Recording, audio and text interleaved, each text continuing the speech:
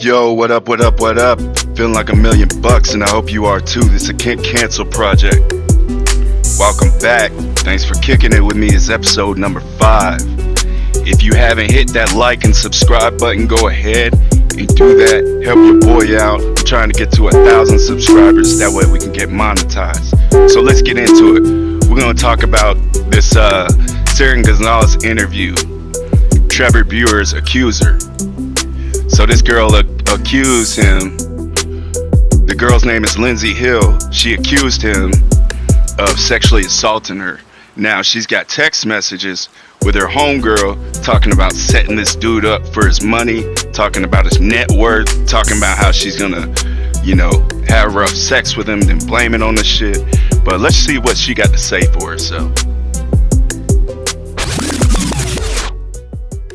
Yesterday, we discussed the conclusion of former Major League Baseball player Trevor Bauer's lawsuit stemming from an alleged sexual assault and Bauer's recent video in which he released his side of the story with receipts. Joining me now to discuss that is Bauer's accuser herself, Lindsey Hill.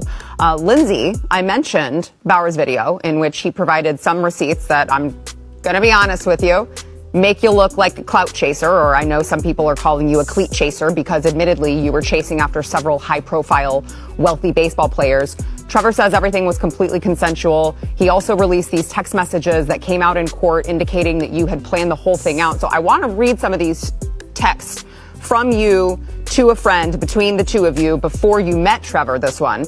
Next victim, star pitcher for the Dodgers. Okay. Victim is an interesting choice of words. I'm going to allow you a chance to explain yourself. But after you agreed to meet, you asked your friend what you should steal. Your friend answered his money. He says, another one from you to a friend, I'm going to his house Wednesday. I already have my hooks in. You know how I roll. With a screenshot in which you told him, tryouts don't scare me, Bauer. Pick a day and I am there. Here are some more after you and Trevor met up. Net worth is $51 million, to which your friend responds, bitch, you better secure that bag. Your text, need daddy to choke me out, being an absolute whore to try to get in on his $51 million. You say this wasn't a setup. How can you expect anyone to believe that? That's a great question. I really appreciate you having me on to even have this conversation. Now I need to know if y'all know why this is such a great question. Does she think this is a great question? Is she really thankful that people are asking questions about this? No, she is not. This dude's been waiting 2 years to clear his name. And you didn't come out with any of those text messages when you brought the accusations forward.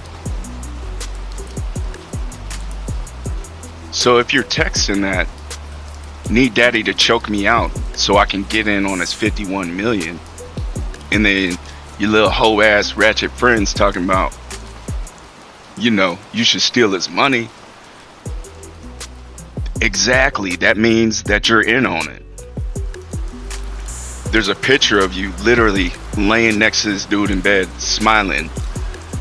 You said he did it, but then you went back. I don't understand. And you actually had no one is gonna believe you. You're doing it for money, you're doing it for clout, and you're ratchet as hell. And this should be illegal. People should be getting charged for this kind of shit. Because it makes it hard for actual victims to be taken seriously because of hoes like this. Let me curse some ugly bitches. Her claims have been withdrawn with prejudice, which is basically means she's dropping it. That's just basically what it means. She's dropping it now. So if you were really abused, why would you drop the accusations? Need daddy to choke me out. And then you coerce him into having rough sex with you, convincing you that you like it.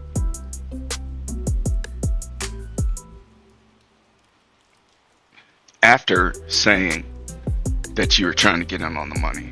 What is wrong with these women? It's a really, really valid question. And like I said, I think you would need to look through each conversation. You say it like that, it don't Okay. So let me get this straight. She said, if you look through each conversation, she said there was over 200 texts 2,000 text messages. Excuse me. So she expects us to do the legwork when she's the one falsely accusing people of, rape, sexual assault, sexual harassment, whatever. Why do we have to do the legwork? Nah, bitch, you're the one accused of this shit, of lying. We're asking you to show us the proof you're talking about. You keep saying what he's saying is wrong, and he's not putting them like in chronological order, but you're not telling us how they go. You got to pay attention to what these women say, gentlemen, because they will lie to you if they know that you will not check them on their lies, because they can completely control and manipulate the situation. That's the fatherless activities that I'm talking about. So you need to, when they say something like, or something to that effect, or something like that, or whatever, or no, you need to check that shit at the door and say, no, I don't know. You need to clarify to me what you're talking about. And then as soon as you start pressing them, you'll start to see that half of what they're saying is bullshit. But if you just take what they're saying as face value, then I'm sorry, you're just a sucker. And you're going to get played like this. But luckily, my boy kept his receipts. I guess he peeped some fatherless activity. He sniffed it in the air. He sniffed that whole activity out and said, oh, wait a minute. Nah, keeping this. If you look at her pictures, man, you would never... Go look at this girl's pictures. You would never expect that she would do something like this shit. She looks wholesome as hell. But hey, man, she's a shark, man. There's sharks out here. I'm telling you, man. You better buckle down. If you give them an inch, they're going to take a mile. That's all I got to say.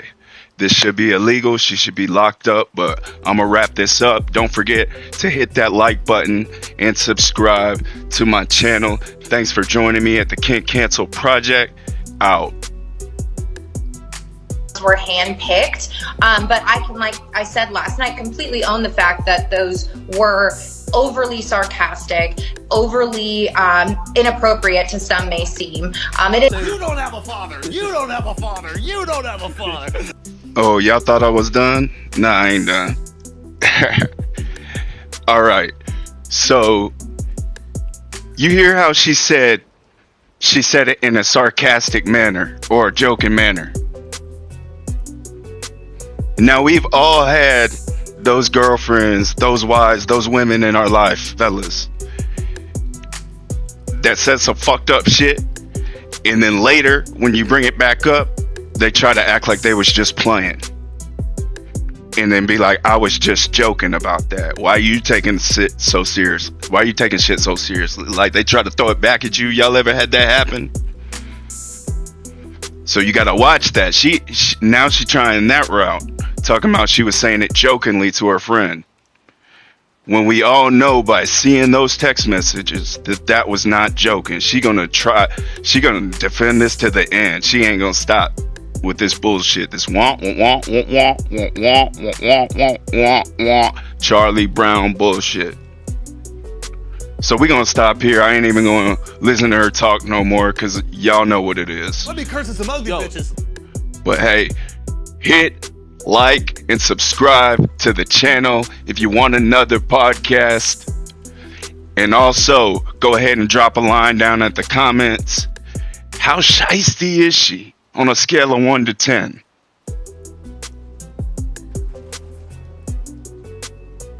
It does give off that impression about clout chaser and totally attention-seeking behavior, but I just feel that they have, nothing to do with what actually took place. But it does cause a lot of questions as to why I was, seeking Trevor out. But at the end of the day, there was nothing about a setup with violence.